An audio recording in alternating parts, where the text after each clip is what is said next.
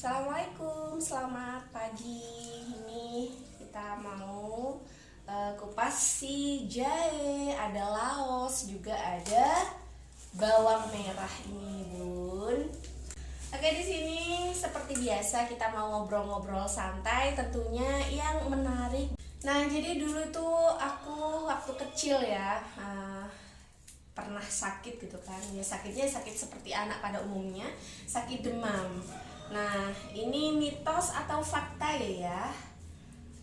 Katanya kalau sakit panas, demam bisa dibalurin dengan irisan bawang merah ini. Apakah itu fakta? Dan memang dulu waktu mama kecil itu memang iya dikasih ini apa namanya irisan si bawang merah ini. Ini apakah benar atau mitos? Sejauh ini memang belum ada bukti yang secara empiris ya, secara ilmiah yang membuktikan bahwa bawang merah ini bisa menjadi obat gitu ya, untuk panas atau beberapa hal yang lain. Cuman memang berdasarkan realitanya, secara tradisional ini kan memang orang-orang zaman dahulu kan mengoleskan bawang merah ini yang dipotong-potong. Biasanya juga dicampur dengan minyak zaitun atau malah dengan minyak goreng tertentu mungkin ya, yang masih bersih, atau dengan semacam minyak kayu putih, minyak telon nih, yang itu mau diusapkan ke badannya anak, misalnya di daerah punggung dan seterusnya. Nah, kemudian kenyataannya anak kemudian menjadi sembuh. Nah, itu sebenarnya memang belum ya, sejauh ini belum menemukan ada fakta ilmiahnya bahwa ini bisa menggantikan obat modern yang banyak beredar sekarang. Tapi secara definitif ketika ini bisa menyembuhkan ya, mungkin walaupun ini jenisnya sayur, tapi ini kemudian bisa juga mungkin yang disebut sebagai obat dengan tanda kutip. Nah, realitanya ini bawang merah ini punya beberapa zat senyawa ya. Ya, salah satunya itu minyak atsiri dengan sulfur. Nah, sulfur itulah dengan minyak atsiri ini yang membawa efek terasa hangat. Jadi ketika ini dioleskan ke badan anak yang sedang sakit, itu kemudian terasa hangat di badan. Nah, jadi kemudian diyakini bahwa ini bisa untuk meredakan sakit demam misalnya, atau flu atau yang lain-lainnya sejenis itu. Nah, jadi itu yang kemudian dari minyak atsiri dan sulfur tadi itu yang membawa efek hangat ke badan. Nah, yang tentu nggak boleh dilupakan, jadi saat memberikan minyak ini, campuran ini ke badan anak, itu juga mesti dibarengi dengan pijatan, olesan dan seterusnya. Bahkan pijatan anak kecil ya. Iya, itu yang harus ada harusnya. Jadi tidak hanya sekedar diolesi kemudian diasumsikan anak bisa sembuh, enggak. Tapi diolesi itu sambil dipijat kecil dengan penuh kasih sayang. Nah, itu memang yang punya peran seperti itu biasanya ibu ya. Betul. Nah, kemudian bahkan sebagian ibu juga melakukan selain dipijat juga kadang dipeluk, disayang dan sebagainya. Nah, efek yang kemudian membuat anak menjadi sembuh itu adalah merasa nyaman ketika badannya itu merasa hangat ketika dilaburi dengan ini yang dicampur dengan minyak tadi. Kemudian itu terstimulasi dari efek pijatan tadi. Jadi kuncinya itu ada dua, selain bahan tadi, bawang dan sebagainya, itu adalah tadi pijatan itu. Sebenarnya demam dan sebagainya, beberapa penyakit itu memang penyakit bawaan sifat manusia ya. Bagaimana umumnya benda biologis, pasti kita juga punya sesuatu yang bisa membuat ke badan kita itu merasa sedikit terganggu. Seperti bisa juga ada bakteri atau gangguan radang tenggorokan dan sebagainya itu ya. Cuman secara bersamaan tubuh kita itu memang sudah Tuhan bekali dengan kemampuan untuk memperbaiki diri atau menyembuhkan diri. Nah, kemudian dikenal dengan istilahnya self healing. Self healing itu macam-macam ya. Jadi ibaratnya begini, bisa jadi manusia itu sebenarnya bisa sembuh tanpa menggunakan obat. Secara konseptual. Apa karena keyakinan gitu loh, yakin misalnya sakit gigi ya, kalau kita tambah mengeluh tambah sakit gigi, tapi kalau udah aku harus sembuh gitu, itu bakal sembuh. Apakah itu feeling itu ya yang bikin kita sembuh gitu loh? Betul. Jadi malah sebagian orang mengatakan bahwa kesembuhan seseorang itu 50%-nya dari pikiran. Kalau pikiran kita itu mengasumsikan insya Allah saya sembuh, gitu ya, dengan ridho Allah insya Allah akan sembuh gitu. Walaupun treatment obatnya macam-macam, tapi kalau kemudian orangnya sudah nggak yakin, wah nggak bakalan, nggak akan gitu. Itu memang sudah disetel kayak gitu ya. Kalau Iya. kita yakin, insya Allah sembuh gitu Iya. ya guys. Tuh. Jadi karena memang pikiran itu bagaimanapun seluruh organ tubuh kita itu kan berujungnya berpusatnya pada pikiran.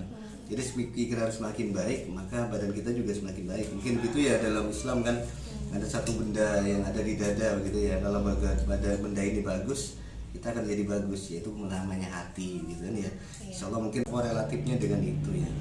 Nah kembali ke bawang tadi, jadi sentuhan hangat si ibu tadi ke badan apa seterusnya itu yang diasumsikan kemudian merangsang pikiran anak merasa nyaman. Rasanya. Nah saat walaupun anak demam ketika diluri dengan ini ramuan tadi kemudian badan merasa hangat, perasaan dia juga merasa damai, merasa tenang karena merasa ada yang melindungi. Nah perasaan terlindungi anak itu yang kemudian menstimulasi dia untuk kemudian secara perlahan-lahan menjadi sembuh. Terus apa itu bagus? Lebih bagus mana dengan bahannya dari dokter dan sebagainya? Ya pada dasarnya dua-duanya ya sama-sama punya kelebihan dan kekurangan. Karena yang pasti ini bukan obat ya. Ya. Jadi gimana pun dia bahan dapur. Dari dapur. Nah jadi ini bisa menyembuhkan itu karena faktor secara intrinsik mungkin ya dari dalam gitu, bukan faktor dari luar. Dari dalam artinya karena faktor stimulasi bawang ini yang kemudian membuat anak merasa nyaman. Hangat gitu ya. Cuman catatannya tadi bukan hanya dibaluri, tapi juga Pijat-pijat dipijat-pijat. Karena kombinasi dari keduanya itu yang menstimulasi anak menjadi sembuh insya Allah. Nah kalau obat itu kan kemudian dia untuk menuju pada penyebab sakitnya atau menghilangkan meredakan rasa sakitnya. Nyeri gitu ya. Tuh, gitu. Kalau sekiranya tubuh kita atau tubuh anak bisa disembuhkan tanpa obat dari luar, kan saya pikir itu kan lebih baik begitu ya. Betul. Karena juga tidak membuat ketagihan atau terkontradiksi kimia tertentu, apalagi kimia. apalagi kalau bagi orang dengan tingkat alergi atau pola alergi tertentu terhadap obat gitu. Nah kalau kita kembali ke cara alami, maka menggunakan obat tradisional seperti itu kalau sekiranya bisa sembuh itu bisa menjadi lebih baik. Selain tidak ketergantungan kepada obat, juga si fisik si anak dan pikiran anak kan juga lebih segar, dia lebih mampu untuk menstimulasi kesembuhannya sendiri atau self healing tadi. Kalau menurut ayah sih, kalau sekiranya bisa ditreatment dengan ini, kalau masih sakitnya ringan, kita masih sanggup untuk menyelesaikan, ya insya Allah mungkin lebih baik dengan treatment ini. Tapi kalau sekiranya kondisinya sudah harus ke dokter, ya sebaiknya memang segera ke dokter, tidak cukup dengan ini. Jadi lebih pasnya itu ketika awal-awal fase awal anak mengalami sakit, mungkin sedikit demam bisa diobati dengan ini tanpa menggunakan obat beli atau hasil pabrik, gunakan campuran Bawang merah tadi. ini guys. Nah kalau kiranya sampai 2 dan 3 hari 38,5, nah itu sebaiknya ke dokter. Orang zaman dahulu itu kan nggak punya laboratorium, tapi mereka punya pengalaman, dan pengalaman ini kan diturunkan dari nenek moyangnya secara turun menurun, dan itu terbukti. Mungkin dulu saat zaman dahulu mungkin penanganan medis belum seperti sekarang, mereka melakukan tindakan-tindakan pencegahan atau penyembuhan terhadap sakit demamnya anak dengan cara ini, dan ternyata itu terbukti ampuh. Nah itulah kemudian secara turun-temurun kemudian dilakukan hingga saat ini. Jadi memang ya pada dasarnya rahmat Allah ya, kebaikan Allah menciptakan barang-barang yang seperti ini. Ini kan Betul. multifungsi kan ya, multifungsi ke dapur bisa, ke ini juga bisa. Ya, banget. Termasuk juga menyembuhkan itu. Walaupun mungkin banyak obat-obat modern yang mungkin memang dibuat diformulasikan secara khusus untuk penyakit tertentu, tapi bagaimanapun bahan-bahan ini seperti yang contoh tadi, jadi ini punya zat tadi atsiri dengan sulfur, ini ternyata mampu stimulasi anak untuk menyembuhkan anak ketika sakit demam. Nah saya rasa memang kebaikan Allah itu bertebaran di sekitar Masya kita, Allah. termasuk dalam diri kita. Cuman kadang pikiran kita yang tidak kurang ke Tuhan, Betul. sehingga itu membuat kita merasa tidak nyaman dan sebagainya. Jadi memang bersyukur, berusaha itu merupakan tindakan terbaik ya untuk dilakukan. Oke bun, aku lanjut dulu ya, belum selesai nih. Jadi aku mau lanjut potong-potongin dulu.